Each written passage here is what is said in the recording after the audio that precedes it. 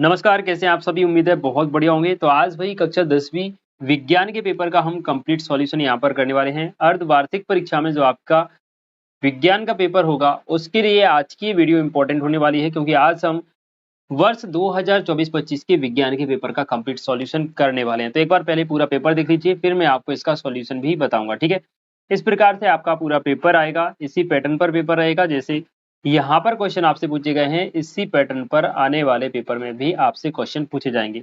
तो complete video देखिएगा, आपको बहुत हेल्प मिलेगी आने वाले पेपर में आज की इस वीडियो से। ठीक है, सारे क्वेश्चन जो आप देख रहे हैं इनको भी आप अच्छे से तैयार करेंगे। चलिए बात करते हैं हम स्टार्टिंग से एक एक क्वेश्चन के सॉल्यूशन की। तो सबसे पहले हम देखेंगे ऑब्जेक्टिव क्वेश्चन, जिसमें आपसे पूछे गए हैं सही विकल्प चुनकर लिखिए। सबसे पहले हम देखते हैं सही विकल्प। बिना बुझा हुआ चूने का रासायनिक नाम क्या है बच्चों, याद रखिएगा। बिना बुझा हुआ चूने का रासायनिक नाम होता है calcium oxide. Option number A आपका सही हो जाएगा। अगर इसका रासायनिक सूत्र पूछ ले तो CaO कैल्शियम ऑक्साइड इसका रासायनिक सूत्र होगा, याद रखिए। कुछ भी आपसे पूछा जा सकता है। एथेन में कितने सह संयोजक बंध पाए जाते हैं? 6, 7, 8, 9। आंसर आपका हो जाएगा 7, ऑप्शन नंबर बी। अगर आपको पहले से इनके आंसर पता है तो प्लीज कमेंट करके मुझे जरूर बताएंगे। ठीक है, चलिए मादा लैंगिक अंगों का विकास एवं मासिक चक्र का नियमन किस हार्मोन के द्वारा होता है? एड्रेनालिन, टेस्टोस्टेरोन, एस्ट्रोजन और थायरॉक्सिन। तो यहाँ पे आपका राइट आंसर हो जाएगा oestrogen, option number C correct होगा बच्चों। एक एक क्वेश्चन इंपॉर्टेंट है, इसलिए हर एक क्वेश्चन का आंसर आपको पता होना चाहिए। मनुष्य के शरीर में कितने जोड़ी गुणसूत्र पाए जाते हैं? याद रखिएगा 23 जोड़ी गुणसूत्र पाए जाते हैं। अगर संख्या पूछेगा तो 46, और अगर जोड़े में पूछा जाएगा तो 23 जोड़ी। सौर भट्टियों में सौर के प्रकाश को केंद्रित करने के लिए क्या उपयोग किया जाता है? उत्तल दर्पण, अवतल दर्पण, उत्तल लेंस और अवतल लेंस। तो यहाँ पे आपका आंसर हो जाएगा अवतल दर्पण, ऑप्शन नंबर बी बच्चों आपका करेक्ट हो जाएगा। चलिए इसी के साथ नेक्स्ट क्वेश्चन है, विद्युत धारा का एसआई मात्रक क्या है? विद्युत धारा का एसआई मात्रक क्या होता है बेटा? विद्युत धारा का एसआई मात्रक होता है एम्पियर। क्लियर, एम्पियर आपका राइट आंसर हो जाएगा। क्लियर, चलिए नेक्स्ट क्वेश्चन आपके सामने है, रिक्त स्थानों की पूर्ति कीजिए। पेपर आपका हिंदी मीडियम इंग्लिश मीडियम दोनों में रहेगा, तो जिस भी लैंग्वेज के आप स्टूडेंट हैं उसमें अपना पेपर सॉल्व करेंगे।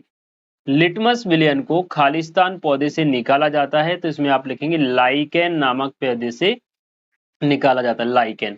अगला प्रश्न है, लोहे के साथ निकेल व क्रोमियम को मिलाने पर हमें स्टेनलेस स्टील धातु प्राप्त होती है। क्या मिलता है? स्टेनलेस स्टील प्राप्त होता है, याद रखिएगा, इंपॉर्टेंट क्वेश्चन है।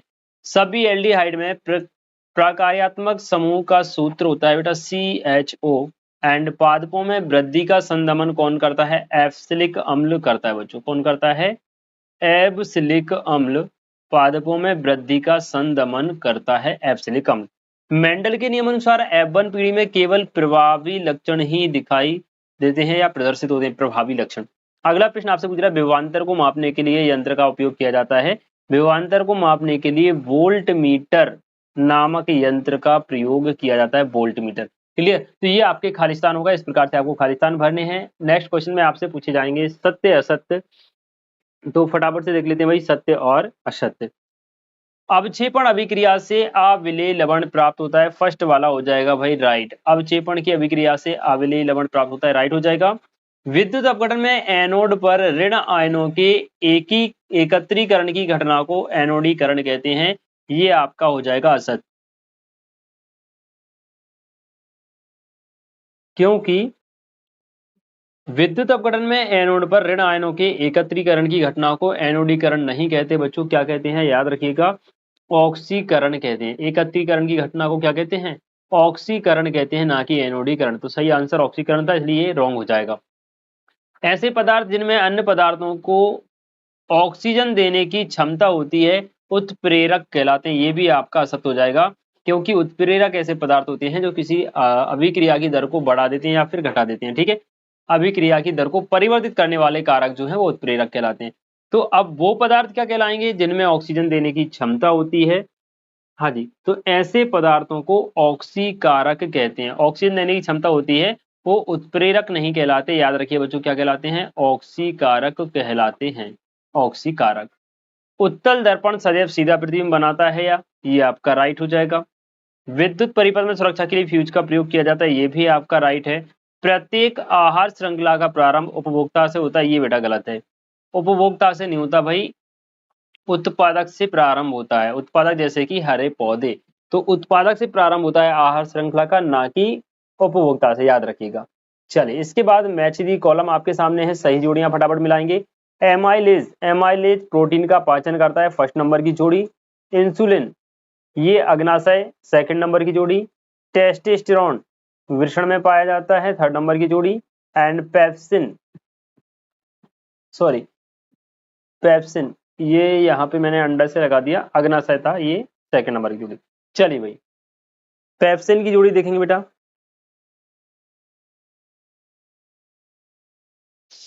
हाँ जी बच्चों, पेप्सिन का काम रहता है प्रोटीन का पाचन। पेप्सिन का काम रहता है प्रोटीन, अच्छा ये सॉरी मैंने गलत लगा दिया था। एमाइलेज का काम रहता है कार्बोहाइड्रेट का पाचन, ये फर्स्ट नंबर की जोड़ी। और पेप्सिन का काम रहता है प्रोटीन का पाचन, ये हो जाएगी आपकी फोर्थ नंबर की जोड़ी। द्विखंडन, द्विखंडन अमीबा में पाया जाता है भाई, अमीबा कहाँ रहा, ये हो जाएगा आपकी पांचवें नंबर की जोड़ी। एंड मुकुलन, मुकुलन ये हो जाएगा हाइड्रा, सिक्स नंबर की जोड़ी। ठीक है, ये अंडा से जो है ना बेटा, ये एक्स्ट्रा दी गई है तो इसको आप छोड़ देना, क्योंकि इस तरफ 7 जोड़ियां हैं और इस तरफ 6 जोड़ियां। तो 6 के जो सही आंसर थे वो मैंने आपको बता दिया, आप इनको याद रखिएगा। चलिए इसके साथ इसके बाद आपसे पूछे गए एक शब्द एक वाक्य में उत्तर, फटाफट से इनके आंसर भी आपको याद रखना है। ऐसे यौगिक का नाम व सूत्र लिखिए जिसमें क्रिस्टलीकरण के जल के 2 अणु होते हैं, तो लिखना बेटा जिप्सम। नाम तो हो गया भाई जिप्सम, जिप्सम का सूत्र क्या होता है वो भी अपन को पता होना चाहिए बच्चों। ठीक है, जिप्सम का सूत्र आप लिख लें CaSO4, CaSO4 इंटू 2H2O, ये जिप्सम का रासायनिक सूत्र होता है, CaSO4 2H2O। एक्वारेजिया क्या है, एक्वारेजिया एक मिश्रण है बेटा, किस किस का मिश्रण है, ये HCl प्लस नाइट्रिक अम्ल HNO3 का मिश्रण है। और किस अनुपात में, 3:1 में, यानी 3 भाग HCl अम्ल की और 1 भाग HNO3 का मिलाया जाता है, तब तैयार होता है एक्वारेजिया। तो आप लिखेंगे एक्वारेजिया सांद्र हाइड्रोक्लोरिक अम्ल और नाइट्रिक अम्ल को 3:1 के अनुपात में मिलाने से बना मिश्रण होता है, जिसका प्रयोग किया जाता है सोने और प्लेटिनम को गलाने के लिए। क्लियर। अगला साइक्लोहेक्सेन का सूत्र लिखिए भाई, साइक्लोहेक्सेन का सूत्र होता है C6H12 C6H12। हमारे शरीर में पाए जाने वाले श्वसन वर्णक का नाम लिखिए बेटा, हरित लवक, हरित लवक या हीमोग्लोबिन जिसे कहा जाता है बेटा, सॉरी हमारे शरीर में पाए जाने वाले हरित लवक नहीं, आप इसको लिखेंगे हीमोग्लोबिन। 1 minute, haemoglobin. ठीक है भाई। अगला दर्पण सूत्र आप सभी को याद होना चाहिए, 1/f बराबर 1/u प्लस 1/v। ठीक है, मानव नेत्र में प्रतिबिंब कहाँ बनता है, रेटिना पर बनता है, ये आपका आंसर हो जाएगा। और सारे ही क्वेश्चंस के आंसर मैंने यहाँ पर आपको बता दिए हैं, तो इस प्रकार से आपको हर एक क्वेश्चन का आंसर पता होना चाहिए। नहीं है पता तो इन सारे आंसर्स को आप नोट कर लें, क्योंकि ये पेपर में पूछे जाएंगे। अब बात करते हैं हम 2 नंबर 3 नंबर वाले प्रश्नों की। तो ये 2 नंबर वाले प्रश्न रहे, 3 नंबर वाले प्रश्न और 4 नंबर वाले प्रश्न। इन सभी प्रश्नों के आंसर अगर आपको चाहिए तो आप हमें कमेंट करके बताइएगा, हम आपको नेक्स्ट वीडियो में इन सभी प्रश्नों के आंसर बताएंगे। ठीक है, चलिए मिलते हैं आप सभी से नेक्स्ट वीडियो में, तब तक के लिए जय श्री राधे।